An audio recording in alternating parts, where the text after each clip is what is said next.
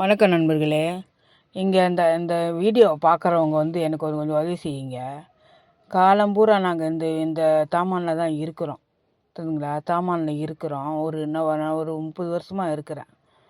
நம்ம நல்லா பழகும் போது நம்மக்கிட்ட நல்லா பழகி நல்லா இருக்கிற போது நல்லா இருக்காங்க, கரெக்டாக இருக்காங்க.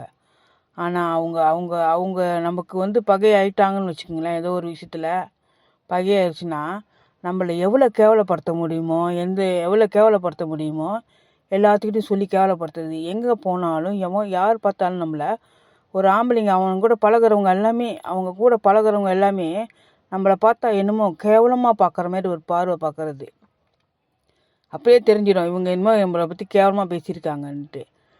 நாங்கள் தப்பு செய்யாத எங்களை அவமானப்படுத்தி என்னென்ன செய்ய முடியுமோ எல்லாம் செய்கிறாங்க. இவங்க செஞ்ச நல்ல வேலைங்கள்லாம் நாங்கள் வீடியோவாக காட்டுறோம். ஒவ்வொரு நல்ல வேலையும் என்னென்ன செய்ய முடியுமோ எல்லா வேலையும் அவங்க செஞ்சுக்கிட்டு தான் இருக்காங்க. எங்கள் வீட்டில் ஒரு நாய் வளர்க்குறோம் பாருங்க.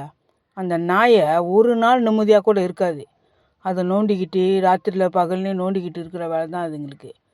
இந்த பாருங்கள், இந்த நல்ல நல்ல எண்ணம் உள்ளவங்க, நல்ல சிந்தனை உள்ளவங்க என்னென்ன செய்கிறாங்க பாருங்களேன்.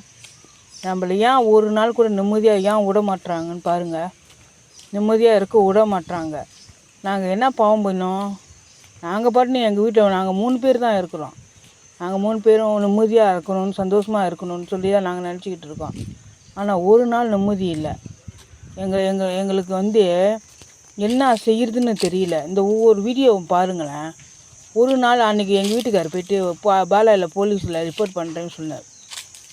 அவர் சொல்லி கூட ஒன்றும் அந்த மரத்தடியில் நெருப்பு வச்சு அநியாயம் பண்ணி வெத்தலை கொடியை பிச்சு எடுத்து என்னென்ன செய்ய முடியுமோ எல்லாம் செய்கிறாங்க. அவ்வளோ நல்லவங்களாக இருக்காங்க. ஏன் இவங்க நல்ல எண்ணத்துக்கு தான் நல்லா வாழணுங்க. அவங்கவுங்க எண்ணத்துக்கு நல்ல எண்ணத்துக்கு நல்லா வாழணும். நல்ல சிந்தனையாக நல்ல